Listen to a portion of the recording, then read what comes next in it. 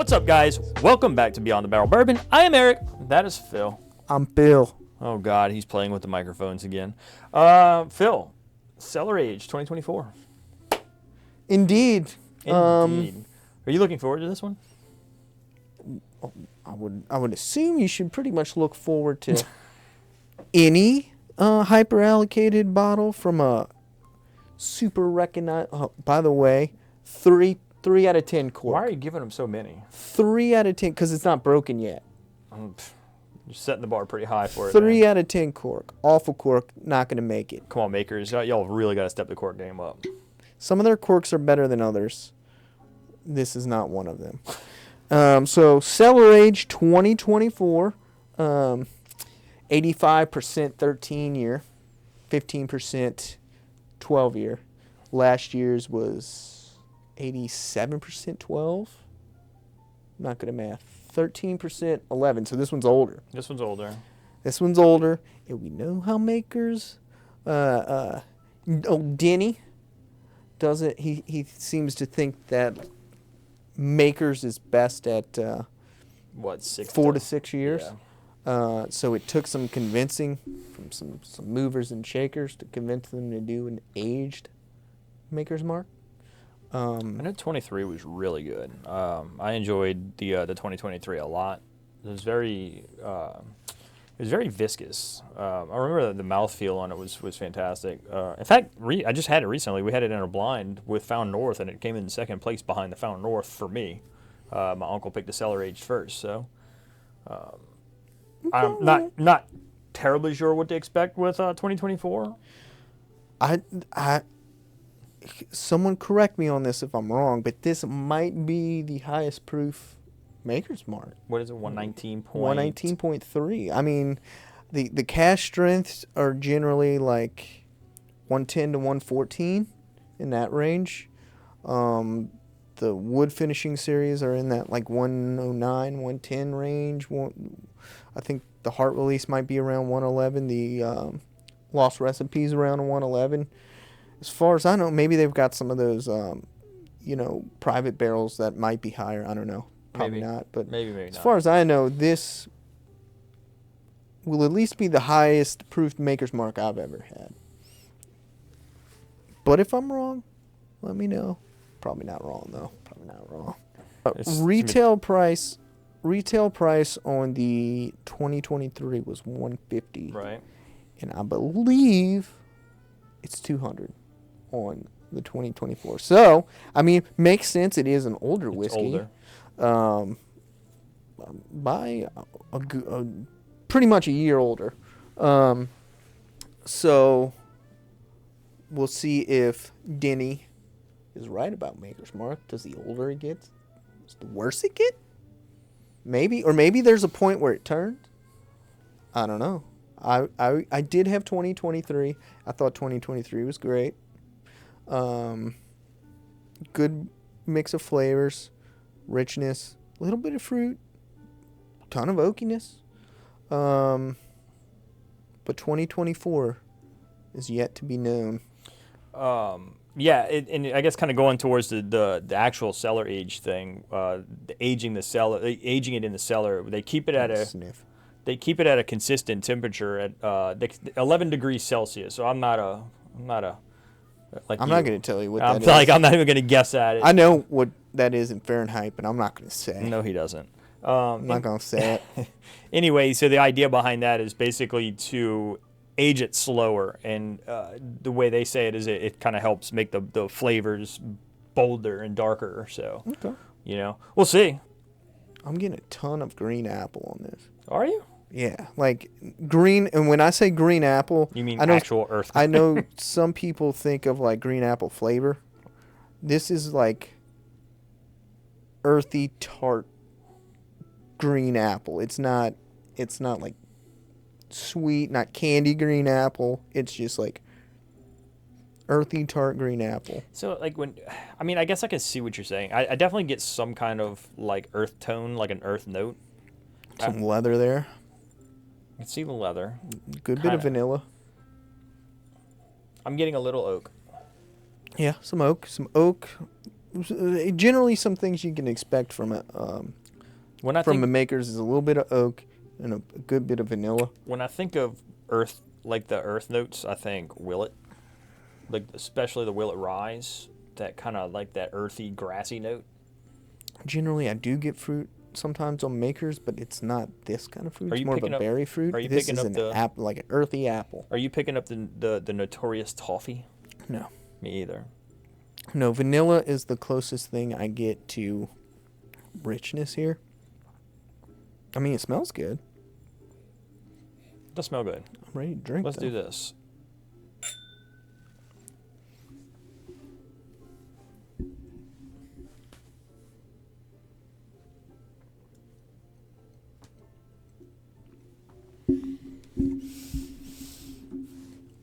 Ooh. One more. Oh. More sip. Very leathery. Very. It's got a creaminess to the back end of it. I will say one. That's drinking every bit of 119. Yeah, it's drinking hot. I do get kind of a root beer cola note up front. That kind of sassafrasy note. But there's a mid-palate spike of leather. And when I say leather, normally when I say leather, there's like this hint of leather on the finish with maybe some tobacco or something. This is like I'm chewing on Leather a shoe. piece of leather. And it's intense. Those spices are intense, man. Long finish. I like the finish. I like the Big hug, long I finish. actually like this. I don't know. I don't know that I would like this more than 23, but I like this. I like the spices on it. I actually like that leather kind of. I'm not getting what you're talking about where it feels like I'm eating like a piece of leather, but Yeah, the first thing I get is almost this. I hate to say nuttiness up front, but there's almost a little nuttiness here. And then I get that effervescent cola root beer note. And then that mid palate, just super leather. And then it fades to that earthy green apple. it's weird how The the spice is hanging around. It's a weird how the long spice time. kicks on at the back end of this. Yeah. Yeah. I mean, it kicks it's- in for a long finish, too. The finish is the best part of this for sure. Oh yeah. Um, I mean, honestly, I like the experience. well, you're a huge spice fan. I like I'm enjoying like I'm enjoying the experience. The mouthfeel is fantastic. I will say I am missing I want a little more richness. I'm getting a little bit on the super long finish. I guess when I get a little bit more air, it's kind of like another fruit, like a maybe a pear or something like that. I'm green apples what I was calling it. Maybe it's a pear to you, that would make sense. But I'm not getting that on the front end though, or on the No, the front end is this weird nutty wood note. And then that effervescent cola note, but I'm missing generally if I'm going to get an intense spice note like that, I want some richer flavors up front or behind. You prefer to have them after. I want them to balance it out. So I'm getting earthy apple and I'm getting spice. I want like vanilla, caramel, toffee, maybe, to kind of balance that out. And I'm just not getting much of that here. It's very hot. It drinks and I'm not talking about just the spice itself. I'm talking about it. It drinks hot. Like it drinks proofy. Yes, it does drink. I mean, the fact that the spices are so intense, mixed with the fact that it's almost 120 proof, make this one drink Really hot. pretty hot. I do like that kind of apple note I'm getting. I love the spice profile on this. The spice profile is killer. The leather, I can see the leather note I'm getting here as being polarizing. Mm-hmm. Some people will like it. A lot of people will hate it. Do you like it or do you hate it? I can't make up my mind, man. I think if I would say as constituted the way it is now, I'm not as big of a fan as I would be as if I was getting something to offset that. So you're getting a bunch of you're getting leather and earthy green apple and spices, and you're getting that effervescent cola note, and it's just a bunch of sharp, harsh notes that you need balanced out with something soft. I'm not. and I'm not getting that. I'm not getting a ton of oak on the palate. Just a hint. I mean, I do get a hint of it, but I'm not getting. It's not a ton of oak. Like you would. It doesn't taste 13 years old. The oak's more It's on the nose. up front, mid palate. So what I describe as a nutty wood note is the oak I'm getting, and I get that very early on. It hangs around a little mid palate before that effervescence kicks in. You know what? I do get it early on now, and now that I'm kind of looking for it. Now, the question is $200. We have to tip it. $200. We have to tip it. I cannot, in good conscience, recommend $200. Where would you be at on this as far as price point? Do you think if it was 150 like last year's, you think is it a buy for you at 150? I would say that's kind of my borderline for this one. Okay. 150. Because I do have a feeling this one will open up and be better. And we opened it to let it breathe. This has been open for 2 days now, just to like 5 days. Yeah, just to let it open up a little bit. But we saw the proof on it. It's got things in there that I love. Dude, it's got something on that back end that's it's sweet. It's like got some kind of sweetness on the back end of that. It's a little appley pear fruit note. But it's so I dig it. There are things here that no matter how open it is, it's not gonna. It's just gonna be there.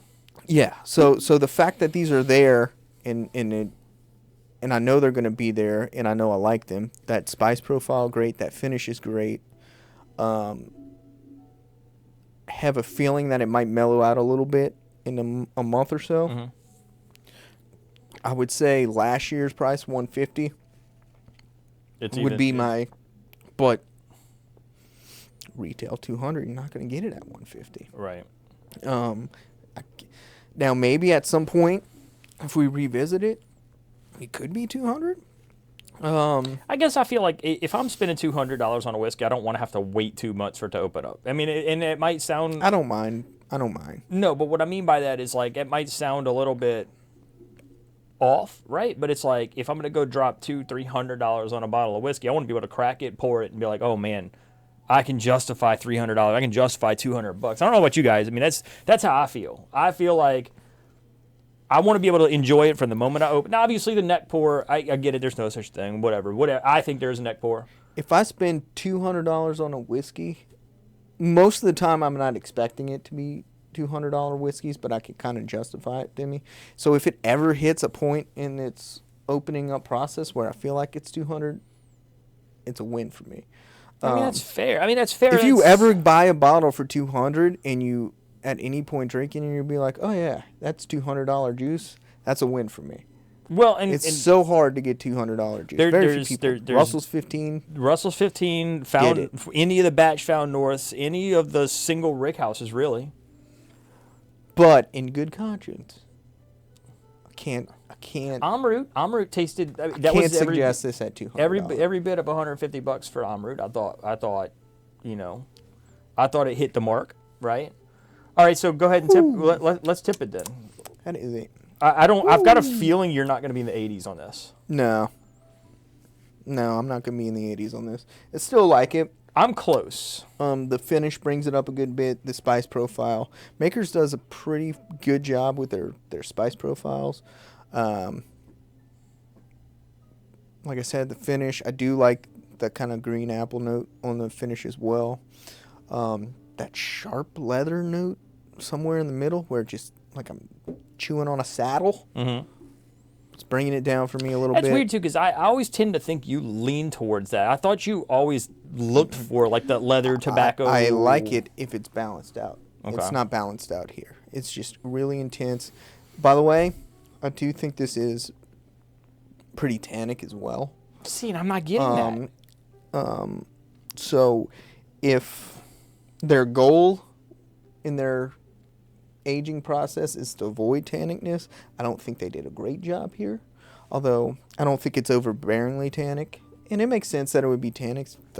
13 years old essentially, but it's just a bunch of flavors that are lean towards one side that need to be balanced out by some richer notes, and it's not there. And I'm hoping it maybe gets there, but till it gets there, can't recommend it at 200. 150. Tip it. Cap out. 77, 78. Okay. It's not going to make the tourney. So we're close. Unless you give it a 98. I won't. So my take on it is, my palate says that I like it a lot more than you do, right? I don't see the leather. It's not offensive to me. I'm not getting the tannins or the tannic taste. I'm getting the oak on the front end that I do chase. I'm also getting the spice on the back end that I chase. But keep in mind, you also seem to prefer spice bombs. I do. Over. So yeah, for like a Disco 12 and a Russell's 15, I like them because you get some of that turkey spice, but it's balanced out with more decadent, rich notes. So this goes back to like, and I think your dad is the one that kind of explained this and made me understand it more, right? Explained it. Like, you know what I mean? Not explained it, but he said it, right? And said he doesn't like his whiskeys. It makes complex. sense. Some people don't, right? And it's not that I don't like complex whiskeys. I do. But certain days, I tend to lean, and today I'm leaning towards I like spice more, right? You always. I do always like more spice. But like, I understand that my palate isn't the same as everybody else's, and I think it's probably different than most people's, right? Where I do lean towards the spice profile more so. I like spice. I like oak. I do like the decadent and creme brulee. I like all of that stuff, but I feel like that's more desserty. That's more like that's kind of one of those like, I'm going to drink it once in a while, but like I could drink Disco 11 every day. I love it. I think it's great. I think this is great. I think this is. Well, what's your tip on it? I'm going to go 81, man. Okay. I think it breaks the 80 barrier for me. I think if I saw it for $200, I'd buy it. Okay. I won't pay a penny more for it. I mean, it's just out of balance for me at 200. So and I guess that goes back to what I was trying to explain, right? I don't have to have perfect balance in all of my whiskeys. Now, I like it. I like balance sometimes, but I also like what I like, and I can't control that. You know, it's just. No. I mean, you like it, you like it. But I mean, if I have certain expectations when I'm paying $200, and this is a punch in the mouth.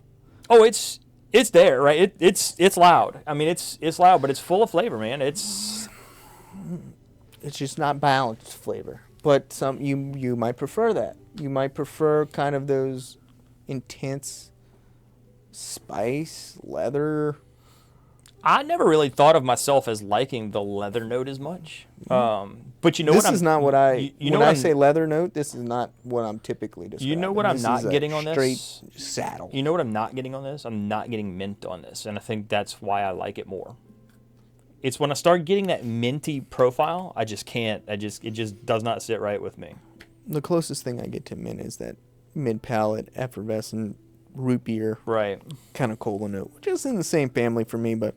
So one of us thinks it's a buy at 200. One of us thinks it's not. And honestly, if we'll probably revisit it. If all things are being equal, I'm going to tell you 200's a stretch for me. Like I think if I saw it sitting next to a Russell's 13 at $200, I'm buying the Russell's 13. That's just me. But if that's the only thing that's in the case at the local liquor store and he wants MSRP for it, I would probably buy it just to show a little support to the local liquor store. So. Okay. With that being said, guys, thank you so much for tuning in. We appreciate it. If you got anything out of this, hit the comment button, like button, subscribe button. 2 in a row. And Phil's not going to make this 2 in a row. I'm going for 2 in a row here. And thanks for tuning in. We will see y'all in the next one. Phil out. Wow. Whatever.